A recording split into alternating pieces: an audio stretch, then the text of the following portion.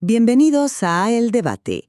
El 10 de abril de 2026, un sistema diseñado para procesar a más de 400 millones de personas en literal milisegundos dejó a miles de pasajeros tirados en aeropuertos de toda Europa. Madre mía, sí. Familias perdiendo vuelos, perdiendo miles de euros de su bolsillo. Exacto. Hoy analizamos el lanzamiento definitivo del sistema de entradas y salidas, o sea, el ES, por sus siglas en inglés, que es este nuevo control fronterizo automatizado para ciudadanos de países de fuera de la Unión Europea que viajan al espacio Schengen. Y bueno, la gran pregunta que abordamos hoy es, ¿estamos ante unos inevitables problemas técnicos iniciales? Ya sabes, el precio a pagar por modernizar la seguridad fronteriza, o por el contrario estamos presenciando un fallo burocrático monumental que sinceramente ha ignorado por completo las realidades físicas de nuestros aeropuertos. Pues sí, todo este análisis parte de los informes de estas últimas semanas sobre la implementación del ES en 15 países europeos. Hemos visto, por un lado, métricas de éxito en seguridad, pero también, claro, demoras operativas brutales. Brutales es poco, la verdad. Ya. Mi postura aquí es clara. El ES es una actualización tecnológica totalmente esencial. Un salto adelante que nos va a garantizar la seguridad del continente frente a las amenazas de este siglo XXI. Pues fíjate que yo lo veo desde una perspectiva radicalmente opuesta. Yo argumento que este diseño tan puramente vertical e inflexible dictado desde arriba ha provocado un desastre operativo que era, sinceramente, evitable. Evitable si se hubiera escuchado a los que operan estas infraestructuras cada día. A ver, para entender de qué hablamos tenemos que mirar a lo que dejamos atrás. Durante décadas, la seguridad fronteriza ha dependido de algo casi, medieval. Bueno, tanto como medieval. Sí, hombre, piénsalo.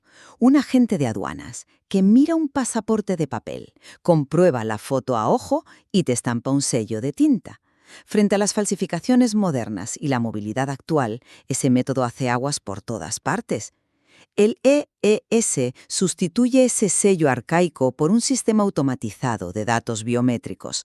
Hablamos del rostro, de huellas dactilares y de un registro exacto. Hasta ahí, sobre el papel, te lo compro. Suena impecable. Y no solo sobre el papel, ojo, los datos respaldan su viabilidad. Desde octubre de 2025, en la fase de pruebas, la Comisión Europea confirma que se ha procesado a más de 52 millones de personas. Y el dato crucial, el porqué de todo esto, es que ha impedido de forma automática la entrada a 27.000 personas, 700 de ellos clasificados directamente como amenazas potenciales de seguridad. Ya. Ese es el mandato de una frontera inteligente. Y lo está cumpliendo. Las cifras de intercepciones son importantes, no te lo voy a negar. Pero, desde Bruselas están viendo el coste colateral real en tierra, porque esos 50 millones ocultan una realidad, terrorífica en las terminales. Tienes aeropuertos enteros en Francia, Alemania, Italia, España, con colas de 3 y 4 horas. Y no es gente aburrida mirando el móvil, ¿eh? Bueno, toda transición masiva genera algo de fricción operativa. Pero esto no es fricción, es un colapso organizativo. Los informes documentan pasajeros desmayándose por falta de ventilación en pasillos atestados el mismo día del lanzamiento. O sea, mira el caso del vuelo de EasyJet desde Milán a Manchester. Un Airbus esperando en pista y de 156 pasajeros, solo 34 lograron embarcar. Sí lo leí. Los otros 122 se quedaron atrapados en ese maravilloso laberinto biométrico tuyo. O el caso de Maxium, que se gastó 1.800 libras, casi 2.000 euros en billetes de última hora solo para poder llevar a su familia a casa.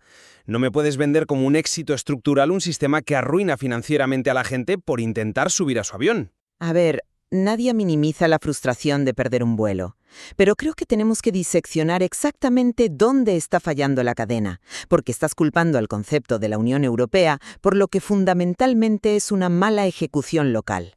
Hay que separar el diseño de la red de la logística de cada aeropuerto. Ayúdame a entender esa distinción, porque para el pasajero que pierde el vuelo, el sistema es el mismo. Pues mira, piénsalo como un peaje de autopista de alta velocidad. Según la Comisión Europea, el tiempo medio de procesamiento en la base de datos central es de apenas 70 segundos. El sistema central, el ordenador de Europa, lee el chip biométrico y da luz verde en milisegundos. Vale. Pero si la barrera física, o sea, el kiosco del aeropuerto, tiene lector sucio, o el aeropuerto solo ha puesto a 3 agentes para supervisar 40 kioscos, la cola se hace eterna. El cuello de botella no está en el código de LES, está en la falta de previsión de los operadores nacionales que no se han preparado. Ya, pues no te lo compro. Esa analogía del peaje no refleja la arquitectura de la red informática. Y no lo digo yo, lo dice Olivier Jankovet, el director europeo del Consejo Internacional de Aeropuertos. Él ha salido a desmentir precisamente esa excusa de Bruselas de que las sucursales locales son torpes. ¿Y qué dice exactamente Jankovic sobre eso? Señala explícitamente que no son solo los kioscos físicos los que fallan, hay caídas críticas en el propio sistema informático central del LES. Y la técnica es vital aquí. El LES funciona con llamadas síncronas. O sea, pones el pasaporte, el kiosco envía el paquete encriptado al servidor europeo y tiene que esperar el OK para abrir las puertas. Si el servidor central, por la avalancha de peticiones, tarda 10 segundos en lugar de 1 milisegundo, la llamada caduca. La pantalla se queda con la famosa ruedecita girando y se congela todo. Pero esos son problemas de latencia totalmente esperables en la primera semana de un despliegue de esta magnitud. Aeropuertos han tenido que tirar la toalla con la biometría. Ante la imposibilidad de que el sistema central absorba la carga, los agentes han vuelto a registrar solo los datos alfanuméricos, nombre, apellidos y pasaporte, omitiendo por completo el rostro y las huellas. Ya. Si la base central colapsa y es incapaz de asimilar la biometría para la que fue diseñada sin paralizar Europa, el fallo es sistémico. No es una anécdota logística. Pues fíjate que yo lo interpreto de otra forma completamente distinta. Que el sistema permita a los agentes fronterizos pasar temporalmente a modo alfanumérico para aliviar la presión demuestra que el EES tiene flexibilidad operativa. Se garantiza la comprobación de identidad contra bases criminales, pero se aplaza la biometría completa en picos extremos. Pero quiero que vayamos a las verdaderas fuerzas que chocan aquí. Toda esta presión mediática viene de un sector muy concreto, las aerolíneas. Claro, y han puesto el grito en el cielo, con toda la razón. Airlines for Europe lo llama fallo sistémico, y Michael O'Leary, el CEO de Ryanair, que ya sabes que no se muerde la lengua, lo llama un desastre y caos absoluto. Hasta insinúa que es un castigo por el Brexit. Están pidiendo formalmente que se suspenda la implementación hasta octubre, pasado el verano. Por supuesto que O'Leary pide eso, faltaría más. Pero aquí te planteo la gran duda técnica y moral. ¿De verdad crees que la política de seguridad continental de 29 naciones debe diseñarse en base a las exigencias operativas de las aerolíneas de bajo coste? ¿La seguridad nacional debe supeditarse a su conveniencia comercial? No, a ver, no es una cuestión de bajo coste, es logística de aviación básica. Y para los que nos escuchan y planean viajar, esto es vital. Tienes que entender cómo funciona la red europea. Un avión de Ryanair o Vueling aterriza y tiene 25 minutos exactos para desembarcar, repostar, embarcar y despegar. Ese slot es sagrado. Si 40 de tus pasajeros están atrapados 2 horas en el laberinto de LES, el avión no puede despegar. Pues entonces despega sin ellos, como pasó con EasyJet. O espera, pierde el slot y tiene que esperar a que control de tráfico le dé otro hueco, lo cual crea un efecto dominó brutal en toda Europa. Además, hay un contexto macroeconómico crítico. La aviación ya sufre presión por la posible escasez de combustible debido al conflicto en Oriente Medio. Tener aviones con motores encendidos esperando en pista porque el EASA ha congelado las puertas destruye los márgenes económicos y medioambientales del sector. Someter a la industria a esto en verano es insostenible. Entiendo perfectamente la cascada logística que describes de verdad, pero vuelvo a mi argumento central. La función de una frontera nacional no es asegurar que el modelo de negocio de las aerolíneas siga siendo rentable. Las aerolíneas han construido fortunas exprimiendo esos 25 minutos, basándose en un sistema laxo y obsoleto, un sellito de tinta que tardaba 5 segundos. Ya, pero un sello que movía a la gente. Sí, a costa de la seguridad. Ahora que Europa implementa un control riguroso, encriptado y adaptado a las realidades del terrorismo del siglo XXI, es la industria comercial la que tiene que ajustar sus expectativas. Tendrán que programar escalas de 45 minutos. ¿Le costará dinero a la industria? Sí, subirán un poco los billetes, quizás. Pero suspender un escudo de seguridad que protege a más de 400 millones de ciudadanos porque a Michael O'Leary no le cuadran los tiempos me parece un disparate. Vale, yo te replico con algo muy claro. Una terminal abarrotada, con miles de personas frustradas, desmayándose amontonadas antes de los controles, no es una frontera segura, es un polvorín de control de multitudes. Y, por cierto, ya que hablamos de escudos impenetrables, vamos a analizar cómo esta supuesta arquitectura perfecta choca con la realidad geopolítica, que es mucho más desordenada que un código binario. ¿A qué te refieres exactamente con eso? Pues a que el SIS se ha diseñado bajo la premisa teórica de que todo viajero extracomunitario tiene un pasaporte moderno estandarizado con chip biométrico. Pero el mundo real no es así. El material destaca un caso límite fascinante que está rompiendo el sistema: los pasaportes rusos. Ah, sí. Los pasaportes de 5 años, concretamente. Exacto. Muchos ciudadanos rusos viajan con un pasaporte válido por 5 años que no incluye el chip biométrico. Al carecer de chip, el SIS entra en pánico.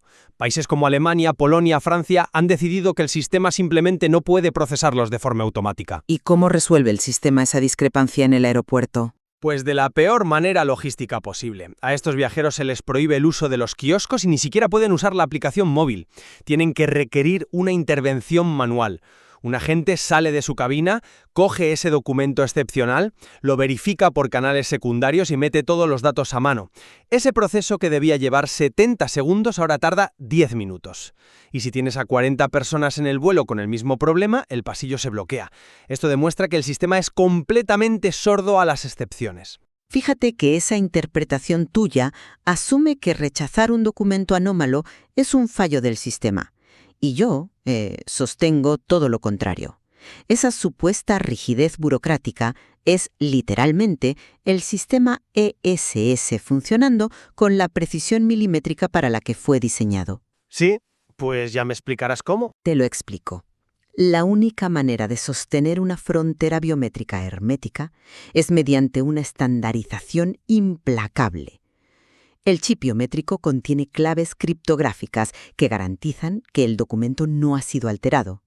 Si un pasajero llega con un documento analógico, sin chip, el sistema no tiene forma matemática de autenticarlo automáticamente, por tanto, debe bloquearlo. Ya, pero bloquea toda la terminal con él. Ese es el gran problema. Porque desviar ese caso al escrutinio directo de un policía de aduanas es el protocolo de seguridad adecuado.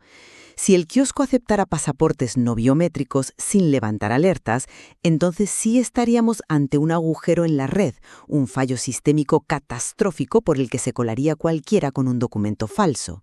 La fricción operativa aquí no es un error de diseño, es una característica de seguridad. A ver, que el problema no es que lo revisen a mano, el problema es la física del espacio. Diseñas un sistema asumiendo un flujo constante, pero cada mínimo desvío del estándar ideal genera un cuello de botella. Ya sea un pasaporte antiguo, sudor en el cristal del lector o un servidor en Estrasburgo que tarda 5 segundos extra. Si la Unión Europea lanza esto sin financiar un aumento drástico de agentes humanos para procesar esas excepciones, el resultado es el colapso. Por eso los aeropuertos suplican un mecanismo de contingencia para apagar temporalmente la biometría en verano. No es que odien la seguridad, es que la herramienta es operativamente deficiente para manejar el volumen real del turismo moderno. Bueno, llegamos entonces a la evaluación de la balanza general y estoy convencida de que a pesar del ruido mediático, las quejas de las aerolíneas y los fallos de software locales, no podemos perder la perspectiva.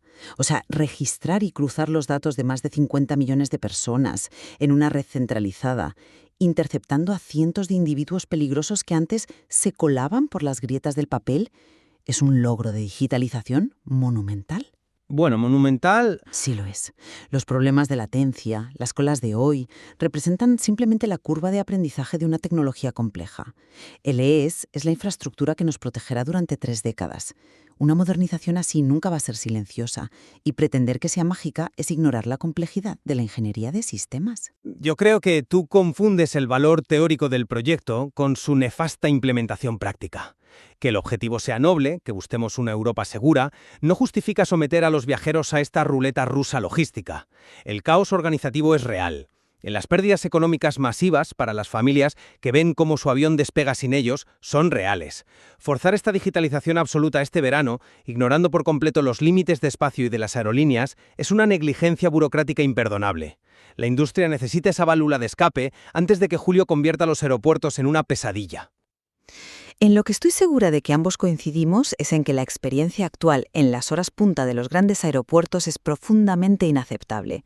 Ver a viajeros soportando esperas de 4 horas, la ansiedad de perder conexiones, es algo que choca de frente con el espíritu de libre movimiento que siempre ha caracterizado a Europa. Sin ninguna duda, el impacto humano no puede ser despachado como un simple porcentaje de error estadístico en un informe de Bruselas.